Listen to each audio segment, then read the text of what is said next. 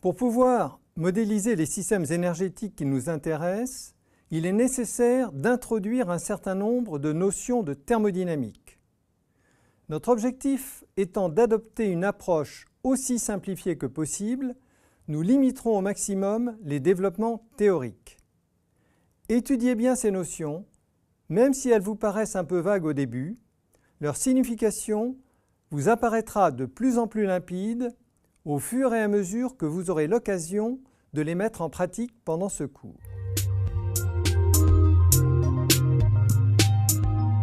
Commençons par introduire la notion de système thermodynamique qui représente une quantité de matière isolée de ce que l'on appelle son environnement par une frontière, réelle ou fictive.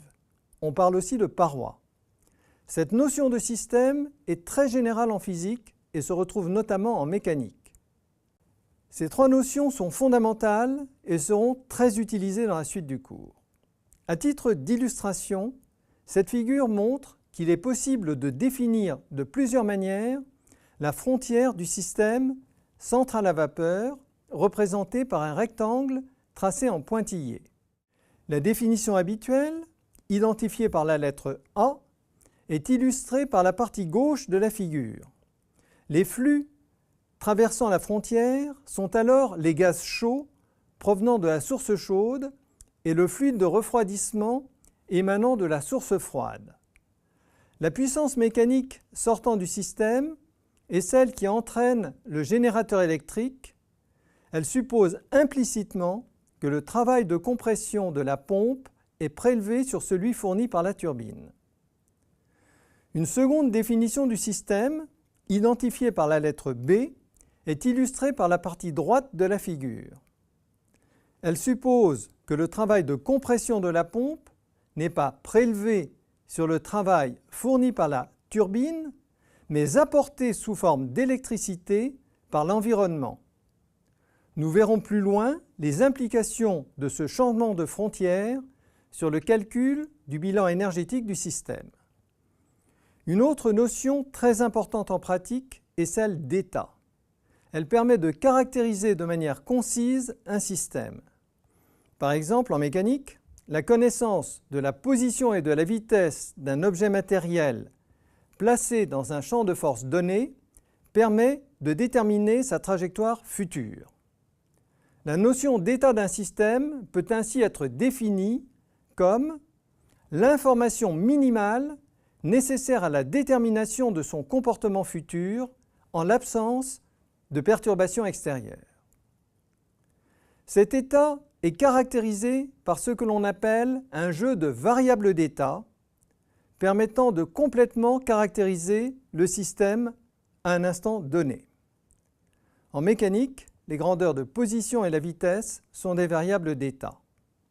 Pour un système thermodynamique simple, comme une particule de matière d'un fluide pur, il existe plusieurs ensembles de variables d'état répondant à cette définition.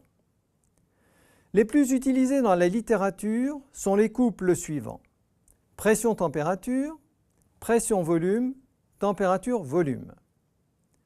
Pour des systèmes plus complexes, il peut être nécessaire d'ajouter à ces variables d'état deux autres grandes catégories, les variables chimiques et les variables électriques. Une fonction d'état est une grandeur dont la valeur ne dépend que de l'état du système et non pas de son histoire. Nous noterons avec un petit d une évolution infinitésimale d'une fonction d'état, par exemple dp pour une petite variation de pression.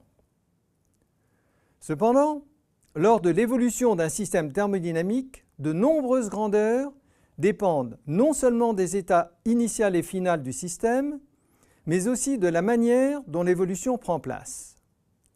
Ces grandeurs sont souvent appelées des fonctions de parcours pour indiquer cette dépendance. C'est le cas du travail mis en jeu ou bien de la chaleur échangée aux frontières du système. Nous noterons avec un petit delta une évolution infinitésimale d'une fonction de parcours. Par exemple, delta W pour une petite variation de travail.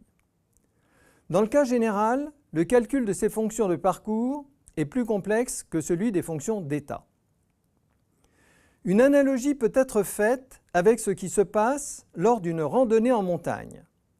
La différence d'altitude entre le point de départ et le point d'arrivée, ainsi que la variation d'énergie potentielle d'un randonneur effectuant le déplacement, sont toujours les mêmes car ce sont des fonctions d'état, tandis que la distance qu'il parcourt varie selon le chemin qu'il suit car c'est une fonction de parcours. Une activité illustrant ce point vous est proposée sous cette vidéo.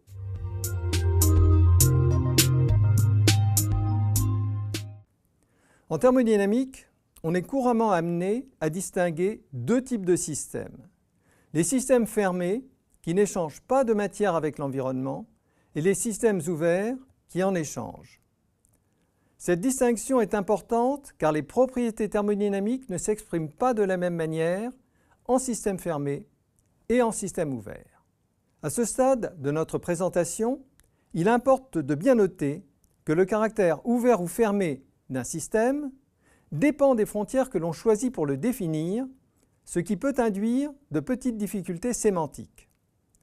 La présentation qui a été faite précédemment du fonctionnement des composants qui interviennent dans les machines que nous étudions a montré qu'ils opèrent tous en système ouvert du fait qu'ils sont tous traversés par des fluides.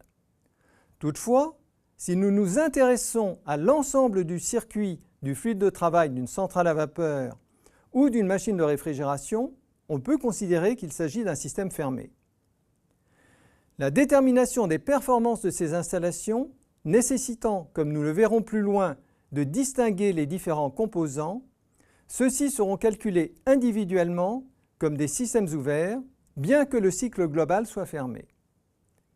De manière analogue, si l'on s'intéresse au fonctionnement interne d'une machine alternative, comme un compresseur volumétrique ou un moteur à essence ou diesel, on est amené à distinguer des phases en système ouvert, admission et refoulement, et des phases en système fermé lorsque les soupapes sont fermées, compression, combustion, début de détente.